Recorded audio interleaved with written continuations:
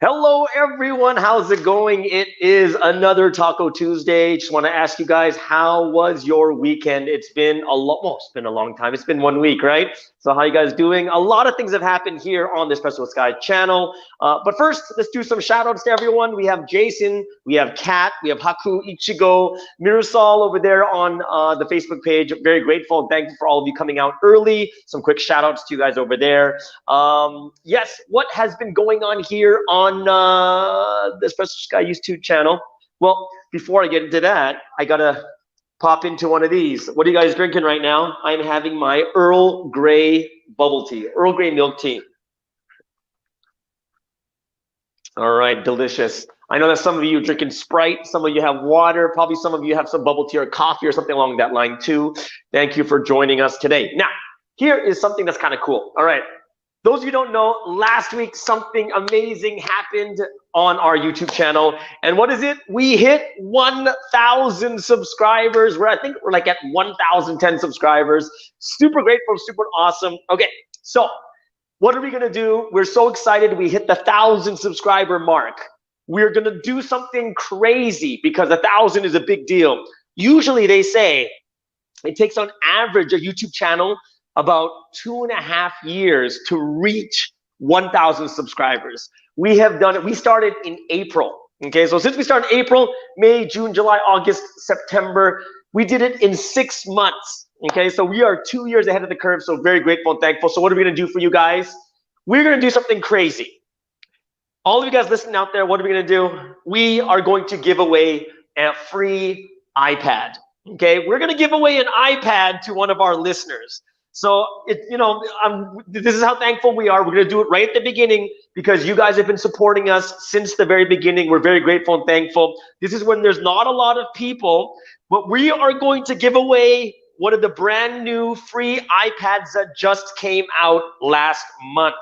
When are we gonna do it? Well, I want you guys to watch, not today's, look at our Instagram, look at our YouTube channel. We're going to announce when we're gonna give away our free iPad. Yes, a free iPad, okay? Yes, this channel doesn't make any money, but you know what? We're just grateful and thankful. We're gonna give away a free iPad, okay? So I hope that makes a lot of you guys excited, and it can bring, I don't know.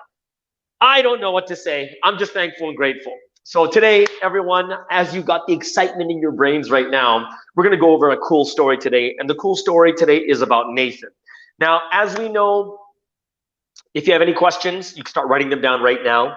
During the talk, you guys can talk as much as you want. You guys can chat. You can just give your expressions. I'm watching all of it right in front of me right now, so that's gonna be kind of cool. So I'm gonna just everyone have a great time today. I'm having a good time. We hit 1,000, so I'm super, super, super, super happy right now. Yes, iPad is coming soon. And now that there's only a few people, you have a very, very good chance of winning an iPad. Doesn't matter where you're from. We're gonna send it to your country. Doesn't matter where you're from. Okay, so that means we're gonna get into today's talk on the story of Nathan. You guys ready? Grab your bubble teas. Grab your waters, and let's get into today's story. Okay, so Nathan, who is this guy? There are several Nathans in the Bible. There's like a Nathaniel at the time of Jesus. There's also a Nathan, which was King David's son. His name was Nathan too. But today we're not gonna talk about those guys. We're gonna talk about the prophet Nathan. Okay, now Nathan the prophet, the cool thing is he was someone that reigned at the time of King David and King Solomon. This guy was super important. He was serving as a prophet during the time of the two greatest kings ever in Israel's history. Okay, so this guy was super important. Tradition says that he was someone that learned directly from the prophet Samuel. Okay, so the prophet Samuel had some school for the prophets, and he was under prophet Samuel. And one thing that's really cool about Prophet Nathan was he was considered one of the closest advisors to David and Solomon. Very trusted and very close to both of the greatest kings. Now, what's the interesting thing is, even though this guy was so important, he doesn't even have his own book. Like, you have to look into other books like Chronicles and Kings and Samuel just to find his name. But he played a very, very important part. So I'll tell you 3 important moments in Nathan's life. Okay, and these are three important things that happened that he was able to be a part of. Number one is, and this is probably the most important one, is he was the one that actually rebuked King David. Okay, this is a really, really big thing because he rebuked the king. Okay, not just rebuking the king, like he basically told him that you did the most wicked thing ever, right? And what happened was King David committed adultery, and he got this woman pregnant and then killed off the husband. So that's not very good, right? So because of that, Nathan comes in, tells this amazing story. The amazing story is like, hey bro, let me tell you this crazy story. And David's like, tell me what's going on? And he's like, there's this poor guy who has one sheep, and this sheep was like his own daughter. It's all he had. Then there was a rich guy. What he did was he had so many sheep, but when his son was getting married, he was too cheap. So what he did was he stole the sheep from the poor person and ate it for his son's banquet. What should we do? And David's like, what? How dare you tell me who this person is, and I will punish him.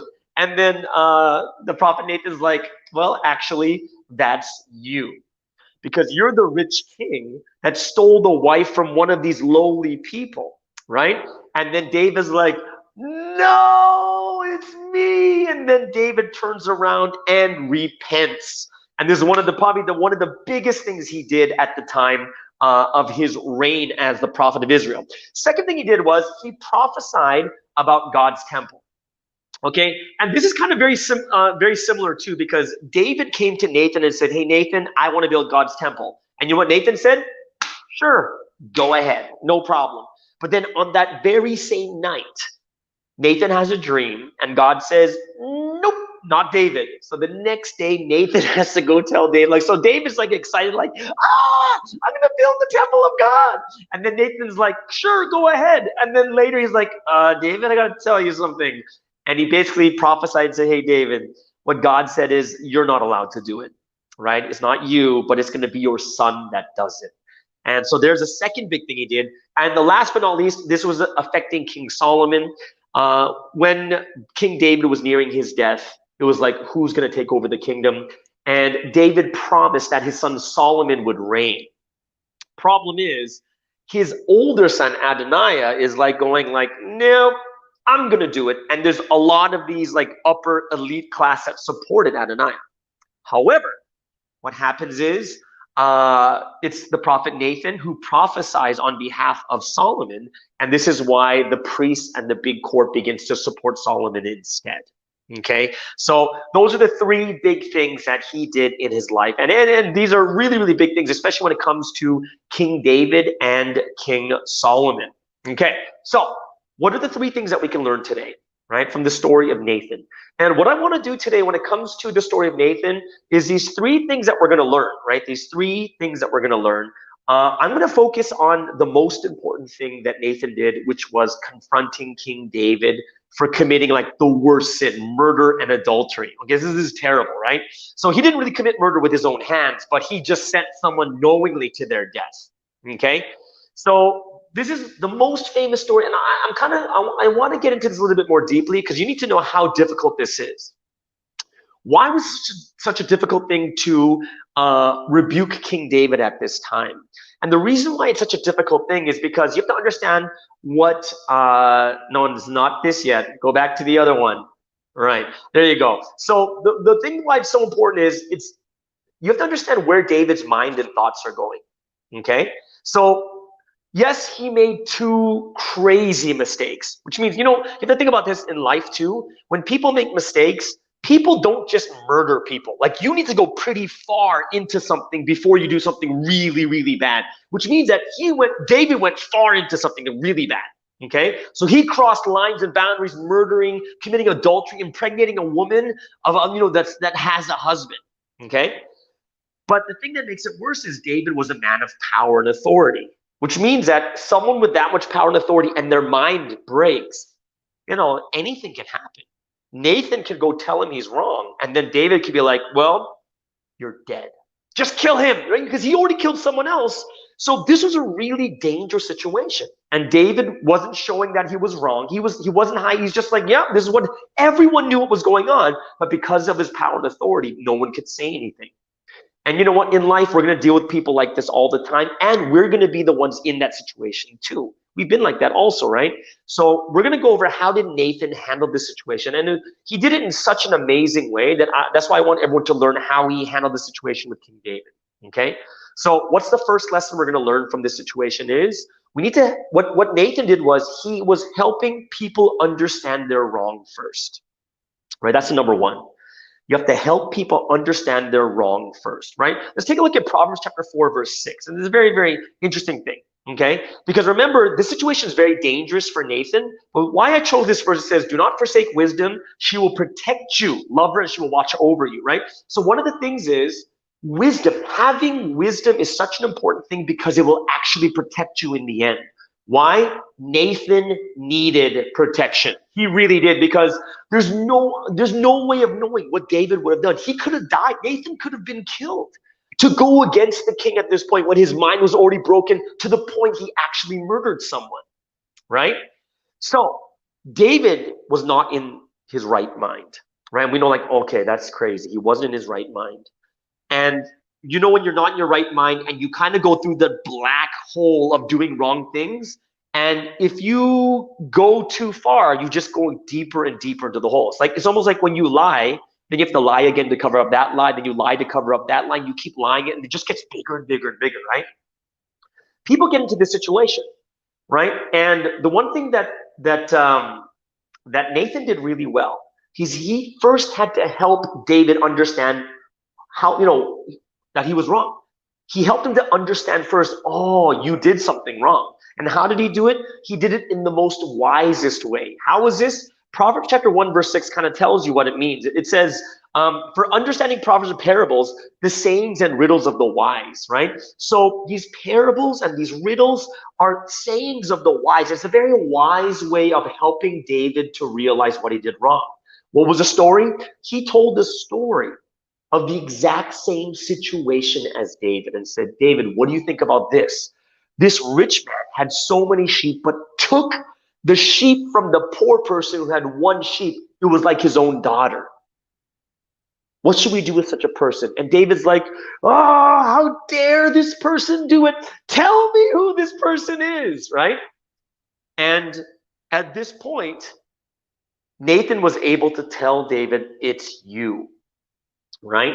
And this is when David's like, oh my goodness. Here I am judging someone else on the exact same thing that I did. And he realized how terrible of a thing he did. But what was it? Wisdom protects. He told this amazing story that was the exact same situation of what David was going through. And it was a very, very wise thing.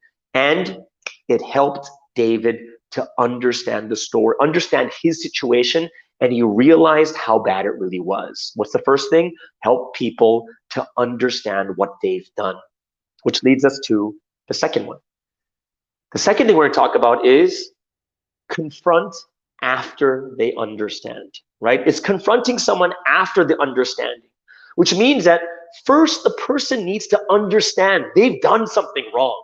It's bad. Oh my gosh, I've done something wrong. Oh, what should I do? And here's the thing, right? If you say it before he understands, then people just fight. How dare you say this to me? I'm the king. How dare you say this? Kill this person for saying bad things about the king. But instead, he went first, helped them to understand. And then after, what did he do?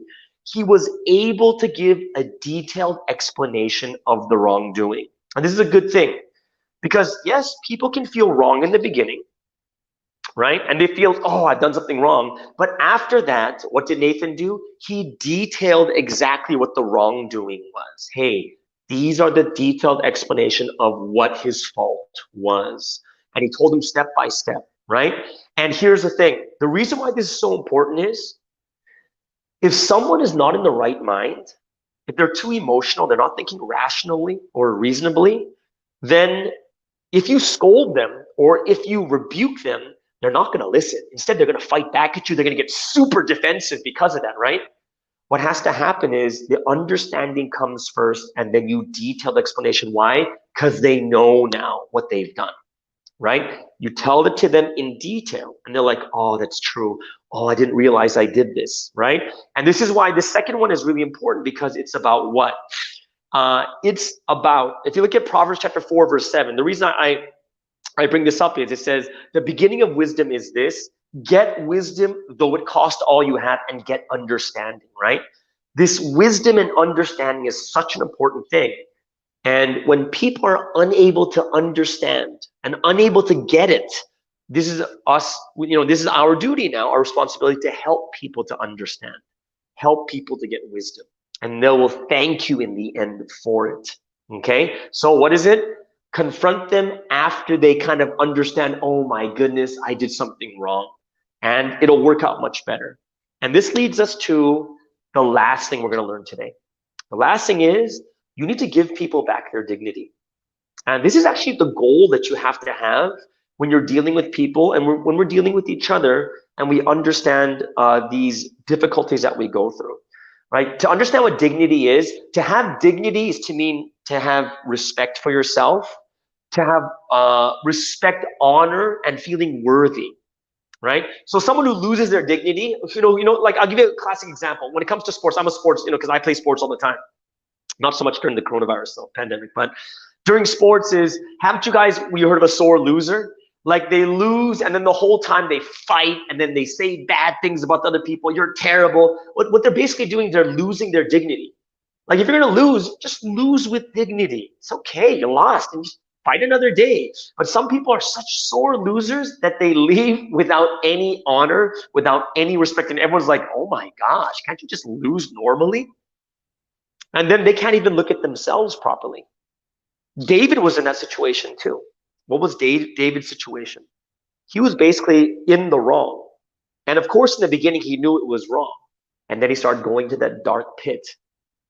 And he kept going deeper and deeper until he was losing himself. You're no longer, you don't respect yourself anymore, because you've completely lost yourself, and you just do things in a way just to cover up what you've done, or just to ignore all the guilt or all the bad things that you've done at that point. You see, as David was going down that dark black hole, what happens? He begins to hide what he's done wrong, his feelings, his guilt. He begins to get angry more often. And the last one is he begins to feel shame, right? And when this happens, people get even more indignant, right? And they are lashing out at people. They get angry. This is why it was such a dangerous thing for Nathan to talk to him directly. If you look at 1 Peter chapter 2, verse 17, it's a very good verse. And it basically says, you have to show proper respect to everyone, love the family believers, fear God, honor the emperor. Like this is not only just for you and other people, right? But it's for both you, for yourself too. Nathan was respecting and honoring David, even though he was not doing things in a very dignified way. But what we want to do is we want to give back the glory, right? You have to allow people to lift their head up again, right? Because what happens when you feel when you feel wrong about something, the whole day you're like this, right? And that's kind of like being beheaded. Your head is like this the whole time. You just don't want to look at people. You don't want to look at yourself in the mirror. And you feel, I don't know if I can do this, right? But what you do is giving people back their dignity. You are restoring them back to where they should be. And what Nathan did was a great thing. And he allowed David to realize himself. He allowed him to confess and say he was wrong and apologize, receive forgiveness, and lift his head back up and go back and do the things the way he normally did, with honor, with respect, in a worthy manner, and with dignity. And we need to allow people to get restored. We do, right? We need to allow people to be restored once again, right? And this is the point. We're not going into a situation when someone's done wrong, and our whole duty is not to say, look how bad you are, look what you did to me, kind of thing. That's not the point. Yes, you can share how you felt during that time.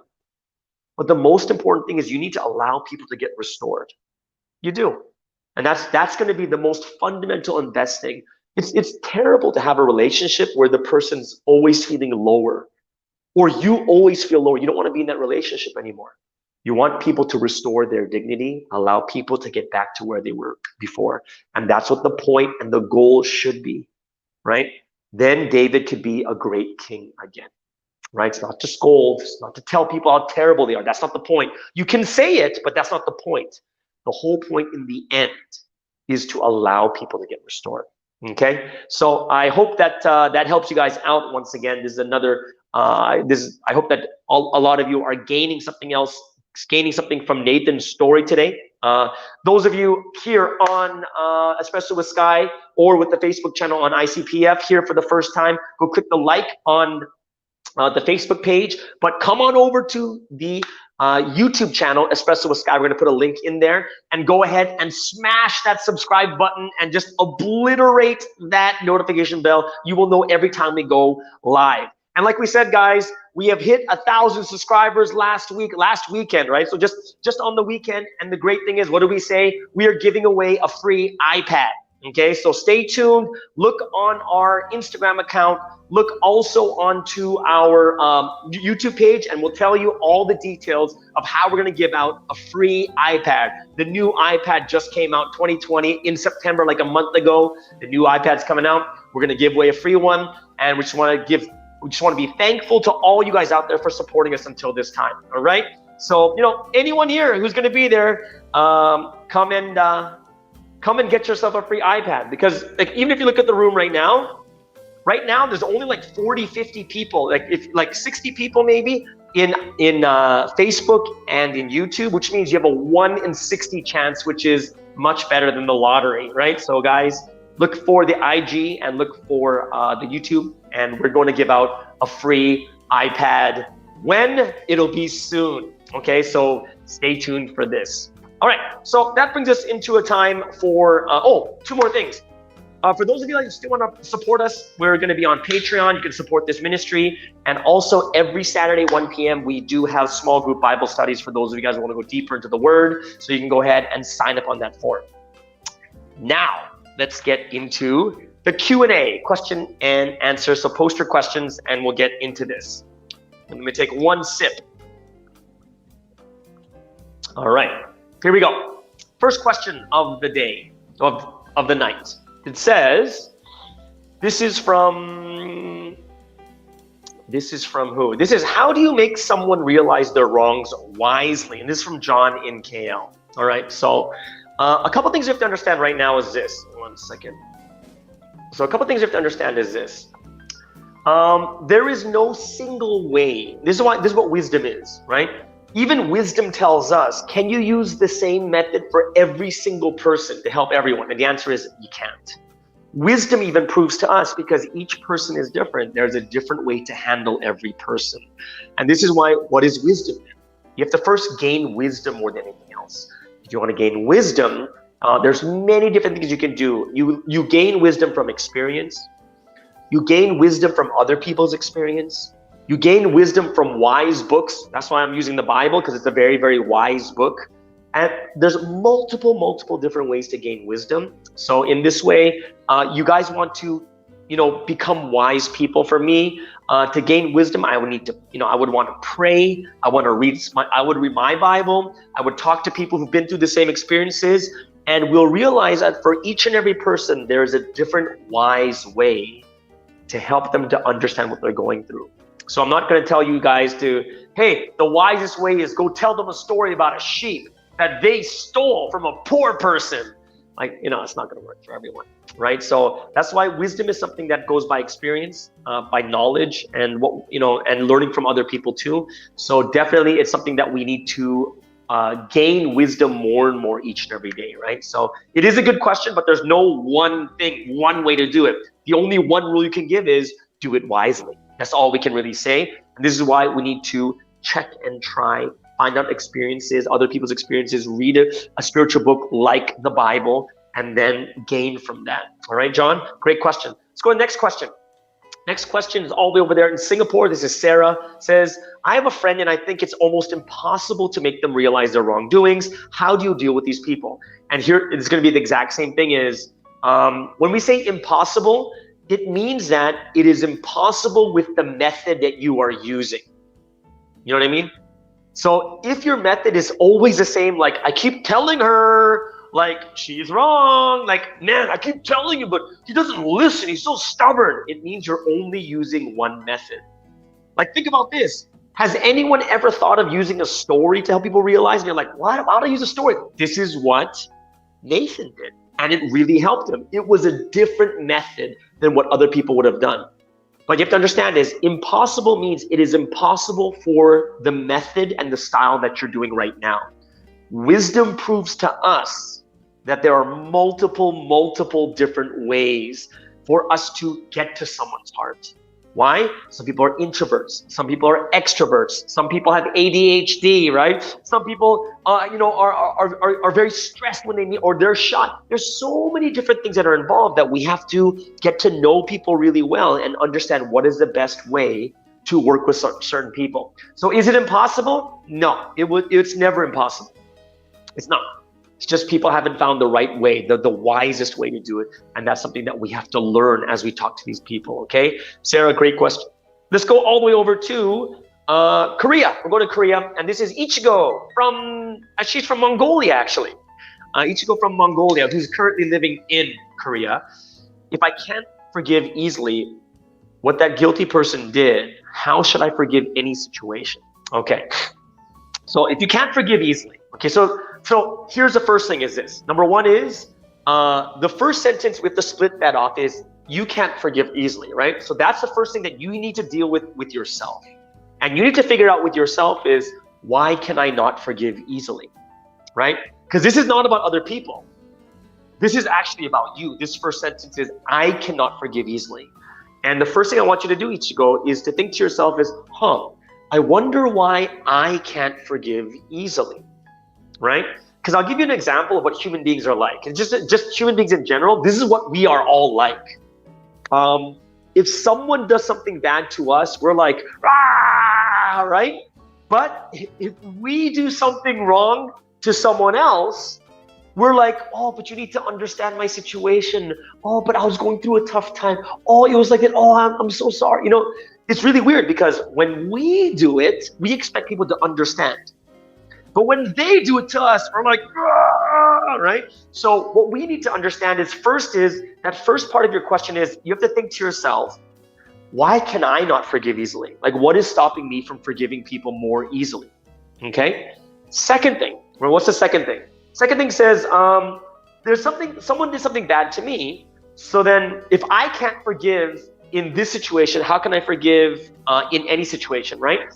And we have to understand is, there are very, very, if you think about it from a very broad and a very general look at when people do bad things to us, honestly, there should actually be very few things that are unforgivable.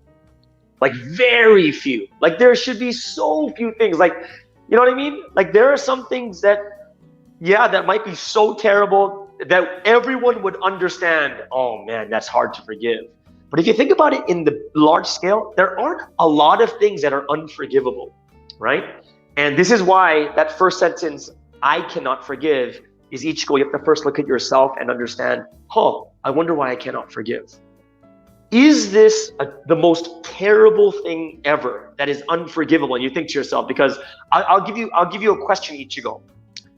Choose between these two options. Number one is living a joyful and free life, not having any anger towards people, but being free and joyful, or living a life trapped that whenever you see people, you get angry, you have no joy, you have resentment, you have guilt because you can't forgive. Like, which one would you rather have? And honestly, everyone would choose to live the free and joyful life. But you have to realize, when you can't forgive someone, you are suffering more. You actually suffer a lot because you can't forgive, right? So that's why people have to kind of think about the two situations too. But yeah, the one that's really, really important is, you have to understand is, this is kind of a situation for you.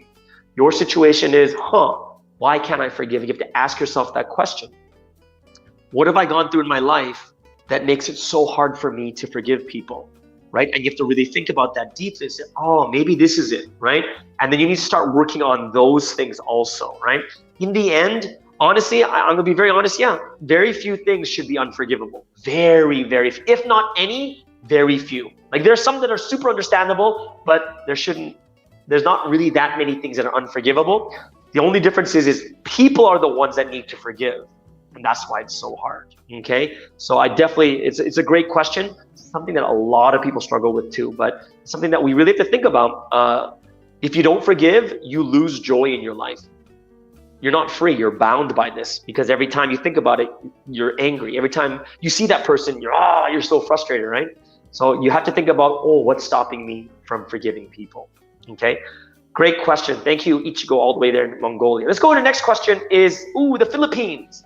This is Alyssa Cuevas. Cuevas? Maybe Cuevas. Okay. Alyssa says, what if the person you want to correct doesn't listen to you and tends to become defensive? Yeah. And that's one of the things we're learning today is a lot of the times we are going too much into, let me show you what's wrong with you. Let me tell you what's wrong with you, right? But more than anything else, we have to allow people to understand what they're doing first, because sometimes they don't know they're doing wrong, right? And let me give you an example. Usually when someone says something bad about you, the first thing we do is defend. That's a normal reaction, right? That's normal. It's like that's why Jesus, when he tells us to do these crazy things, we're like, how do you do that? For instance, Jesus says someone slaps you, turn your cheek. And you're like, wait a second, but if someone slaps me, the automatic reaction is, pah, right? That's your automatic reaction. It's not a normal thing to be like, and you turn your cheek. Like it's not a normal reaction for us to do that, right? And people most likely are going to be defensive more than anything else. And that's why with wisdom, we have to treat each situation differently and figure out what is the best way someone can realize what they've done. And sometimes there are situations I've seen in my life where there are people, they're defensive no matter what. But as you calmly go about the situation, they finally calm down. They say, oh, you know what? You're right. So people have different arcs, right? Like some people get angry later. Some people get angry at the beginning. Some people don't get angry. And you just want to make sure that it remains a respectful conversation and that people, that they'll understand your side. And I think more importantly, Alyssa, because one thing we can't do, and this is something I tell everyone not every week, but many times, is you can't control people, what they think and what they do. You just can't. Like when you go to someone and ask for forgiveness, there's no guarantee because you don't control what they think. What have you done to make it right? You cannot base it on the result. Why? Because there's only so much you can do. You can't control people. What's the best thing you can do is? The best thing you can do is at least explain your side, tell them how sorry you are, and then, hey, I didn't mean to do this. Please forgive me, right? And then it's in their hands, okay? The same way when you're talking to people, one thing we have to realize is we can't make people realize, we can't make people understand, and sometimes we have to wait until the right time comes. Example, this example I'll give you is, you never want to correct someone when they're in the heat of the emotion. They're not thinking properly. When you're emotional, you don't think rationally, you don't think reasonably at all, right? Yeah, that's a normal thing. And that's why you wait till they calm down, meet them the next day instead, right? You got to have a plan. Let them calm down first, let them think about what they've done, and then meet with them and talk to them and see how they're doing, right? So it is one thing that you have to keep in mind is there's no guarantee they'll understand, and there's no guarantee that people forgive or get forgiven. All you can do is your part, right? Just do your part, right? And then it goes into their corner, right? So it would be really difficult if you based everything on what other people do, because then what if it never happens? Like you can't control people, right? So I hope that helps you out. Yeah. There are people that might not listen at that moment, but we need to be wise about it. For those of you who have faith, got to pray about the right timing, right? Ask God to open their hearts And also, we have to be the ones that think about it, get advice, and do it in a smart and wise way. All right, Alyssa, thank you so much for that. That's a great question. And we get to the last question of the day. I believe this is the last question. It says, this is from Mary Grace Arabasto from the Philippines. It says, I sometimes put the guilt on me whenever things don't work out well, even though I'm not directly involved. What should be the wise way to get myself out of it? Yeah, that is a tough thing, because I actually don't think it's too unhealthy, just to be honest with you. Because I do think what a healthy alternative is, you're looking to yourself. And I think when it becomes unhealthy is when it becomes, this guilt is like, oh no, it's all my fault. Well, I think the beginning point is good because, like I said, we can't control other people, but we can control ourselves. Which means it's good to put the responsibility on yourself. Okay, you know what? I could have done something better. What can I do better now? More than, it's all my fault. Oh no, it's because of I did this and I did that. And then that's very unhealthy. Because now it's just putting everything on you, and you're not even thinking about what you can do to change, right? To help the situation. So let's just say there's a situation that has nothing to do with you. Two of your other friends are fighting and you're going in to help them. It doesn't work out and you're like, oh, it's all my fault. And the answer is not your fault. You went in there to help, right? And what's the best thing you can do is, it's like, okay, it didn't work out. So what? I know this doesn't work out with with these two friends. So what's another wiser way to do it, right? So it's good to put it on yourself as in, what can I do better? But it should lead to an actionable thing more than just, it's all my fault. Why, right? Because that's unhealthy. But it's healthy when you say, you know what can I do better? Yeah, I could have done this better, and I could have made the situation much better too. What can I do better now, right? So I do hope that you don't put too much on yourself, or don't do it in an unhealthy way, but do it in a healthy way, because there's always something better you can do. And it's I don't want you guys to just kill yourselves over it. Think about, what can I do better next time? What can I do to help the situation, right?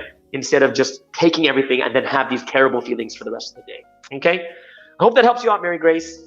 Everyone, thank you so much for joining today. Once again, great mood, 1,000 subscribers. We are giving away a free 2020 iPad soon. So everyone, have a wonderful day. Tell your friends. Make sure you keep on track with the Instagram. Make sure you follow me on Instagram and also on this YouTube channel. And we will announce very, very soon how this iPad giveaway is going to work. All right, everyone, have a wonderful day, and we'll see you guys again. Bye-bye.